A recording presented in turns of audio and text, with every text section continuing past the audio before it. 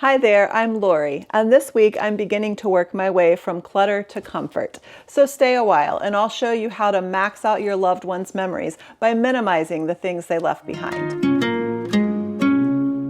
I know, it sounds counterintuitive, right? But I'm going to let you see my process, and I hope it sparks some creative ideas or motivates you to move forward through your story and your grief in a way that honors your loved one's memory and brings you comfort and joy. And I hate to break it to you, but this journey does start with handling the physical things and deciding which ones you want to keep. Okay, please don't go, because I know that just sounded like way too much for a lot of you. And that's okay. You have to start somewhere. So maybe for you, you just want to start by watching me handle my daughter's things. You don't have to lift a finger. Just make yourself a cup of tea, sit back, and just consider that there may be something valuable that's been left on the table. Or in this case, the box at the back of the closet. And maybe you weren't ready before, but maybe you're ready or almost ready now. For those of you who are new here, I am a mother who this month is marking the first and second year anniversaries of my daughter's heavenly birthdays. So I do know something about loss and letting go. And if you happen to be interested in that whole story, the playlist is linked in the description below. Your peace and joy and freedom are valuable assets. So is this going to be hard? Well, yeah, it probably is. But guess what? We can do hard things. And I know it's going to be worth it. And I'm taking the journey with you. So let's get started. Okay, so I've only been at this process for a few days, but I already have some notes to share with you. Number 1, don't push yourself too hard. This will probably take longer than you expect it to. I thought I would at least get through all of the homeschool papers this week, but that is not going to happen. That's going to be a larger project than I expected it to be, but that's okay. So the first step is just getting everything generally corralled. What I've been doing for the past 2 years is just putting all of Anna and Clara's things in this room. I think it's a really good idea to know your space limits. I think a lot of us are probably able to keep more than we really want to keep. And maybe just because we have the space, we say, oh, well, I have the space, I'll just keep it all. But that's not what I'm going to do. Like I said, I really think that I can enjoy and honor their memory more by curating their things into a thoughtful collection of the things that matter the most. And that way, on the days that I do want to relive those best memories, I don't have to come into this overwhelming space. I think when all the stuff is just in a pile, at least for me, it's like this wave of the magnitude of the loss. I really like the word curate. I think it paints a really accurate picture of what I'm trying to do here. A curator is a person whose job it is to oversee and manage a space or a collection. A curated collection has more value and more power than a random hodgepodge of things. A curated collection has a vision and a purpose. If we just throw everything in a box and get rid of it, those deep-seated memories, they don't just go away. And I think in handling an object that we're comfortable with, that we've handled before, that it kind of helps weave those memories into the fabric of who we are now. After losing a loved one, I think that in some ways we're forever changed. I think the more gracefully we can weave our loved one's memory just into the fabric of our souls, the stronger and more better off we'll be. And we accepted the hard things with the good things. And sometimes you have to do that. Sometimes you can't choose. Sometimes they're so interwoven, you can't pull them apart. You just have to let it all weave together. Number 2. Pick a place where you can have your things out and sort through them, where you can leave the mess out and it's not going to be in the way of your daily life activities. A place where you can come and go to engage the process as you have the motivation and energy to deal with it. I have selected a limit for my space. Even this, honestly, is probably too much. But so after we select a limit for where we're going to corral our things, we need some sort of staging area. So maybe if you have a guest bedroom or some sort of area in your house, because this is a process that I'm expecting to take a while.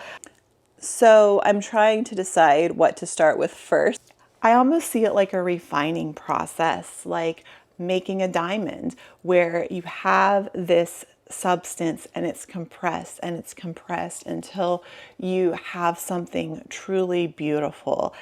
I've been through, I'm still going through this process of grief. It's a lifelong process. I'm sure I'll learn more and more about it as each month passes, each year passes. But for me, right now in my process, I am going to tackle their physical things.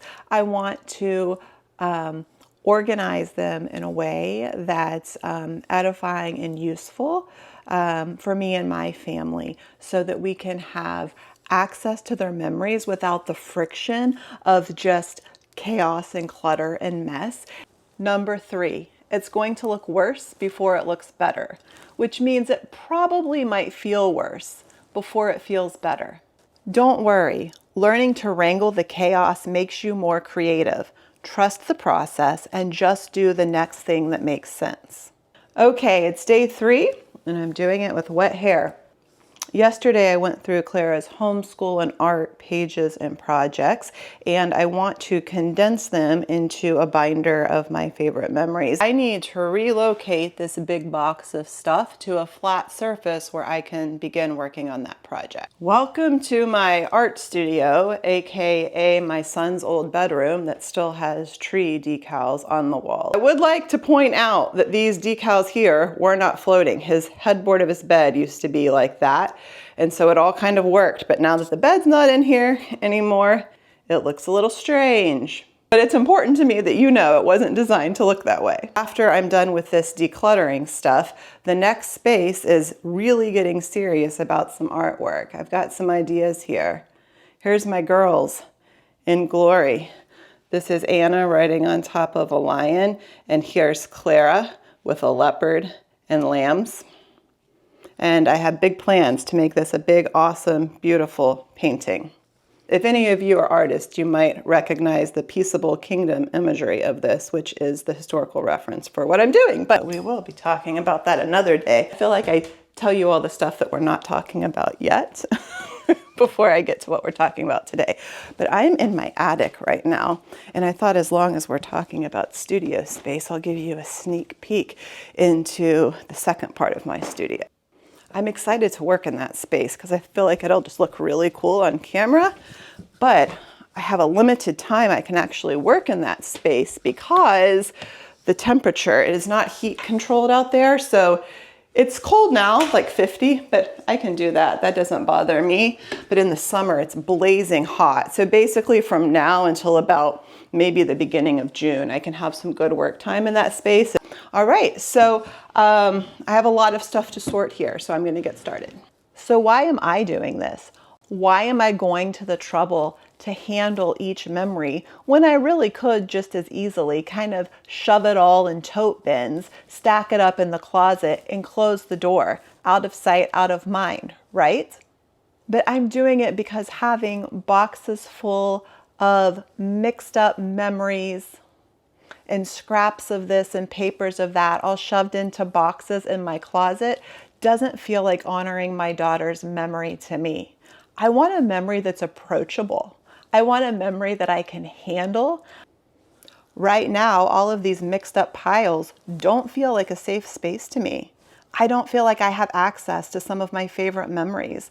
It feels like too many memories all at once, or like maybe I'll stumble across an unpleasant memory that I don't have the courage to deal with right now. Clutter actually makes us feel less safe. I want to create a safe space where their memories are easily accessible. This was great. Oh, that was great. Okay, I've been working up here for about 2 hours this morning, and I am hungry, and I need to go blow dry my hair before it finishes getting totally dry. And I'm going to show you how it looks now. And remember, it's going to look worse before it looks better, but it's part of the process, and that's okay. Number 4, expect to feel more tired than normal. Even if what you're doing isn't physically demanding, your heart and soul are doing some heavy lifting. So give yourself time to rest. Being ready doesn't mean it doesn't still feel hard. It doesn't mean I'm not still going to experience emotion when I'm going through this. And if on days I avoid it or procrastinate or feel a little wary in approaching it, or if I burst out in tears while I'm doing their stuff, that doesn't mean I'm not ready. So this week I haven't gotten as far as I had hoped, but I'm happy with my progress. In approaching and handling their things, I've laughed and I've cried. I've worked out my heart muscle, and I can feel that it's a little bit stronger. And it's learning that remembrance is a safe place to enter, a place where I can approach the memories I associate with joy, even though the same memories may now also be associated with feelings of loss. Number 5, know your why. Take some time to think about why curating your loved one's memory is an important next step for you in your grief journey. Make sure to write your why down and look at it when you feel overwhelmed or wonder why you're doing this. So why am I doing this? I'm doing this because I want my daughter's memories to be approachable. I want their memory to be a safe place, a place of comfort that I can turn to when I'm missing them, a well-ordered museum of sorts that I can access. I want to be able to pull out the Mother's Day cards on Mother's Day and read them and remember the sweet little hands that pushed the pencil across the paper and wrote, "I love you, Mommy." And I may not be up for rummaging around all the things on any given occasion. I don't want my heart to sink to my toes every time I approach the things that hold their memories. I want to approach my remembrance of them with confidence and courage. I want to find joy and comfort there.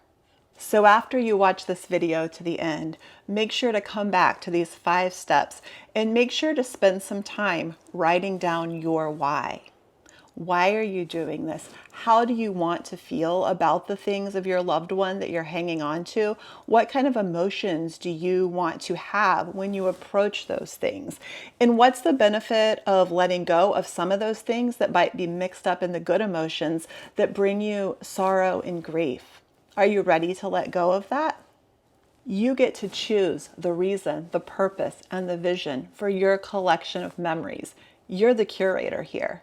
Now, the idea of having access to this room again, or having a well-organized closet, or cutting down on the amount of totes that are in the closet does make me happy. I'm not gonna lie, but that's the byproduct of the process, not the purpose of the process. I'm not going through all of these things just to declutter and reorganize.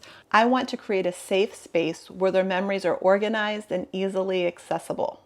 Handling physical earthly things, papers that rip and tear and can decay, remind me of the true value of the eternal things and make me more resolved to invest in those things each day going forwards. So I have faith in this process. Faith is believing that there's something in the direction you're headed in. Here's what I believe is in this process out there for me, even though I haven't fully grasped it or realized it yet. Eventually, the things help refine the memories. And the refined memories give us a greater resolve to live our lives in the direction of what we've learned through our experiences. And the process of the memory being transformed into something else starts happening. Eventually, the objects themselves are eclipsed by a greater value, the value of symbols of truth and hope and peace and love.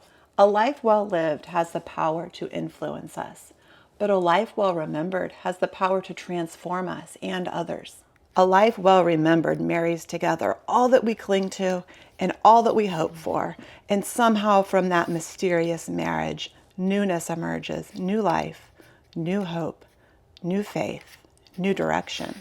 A life well remembered sings to us songs of mystery and hope and eternal rest, and shows us that faith, hope, and love are the essence of all truly lovely memories and all things worth hoping for. Okay, that's what you're gonna get with me. We're gonna go from surface level to really deep, really quick, because that's just how I roll. And I think that's a wrap for this week. It's some good work and I'm proud of it. So I encourage you as you enter into your hard work And I hope that you begin the process of creating comfort from the clutter of your loved ones' memories so that you can find the essence of your favorite memories with them. Okay, I'll be back with an update and some more tips for this process next week. Please don't forget to like, subscribe, and share this video. It really keeps me motivated to keep going. I appreciate you being here, and I hope you have a blessed week.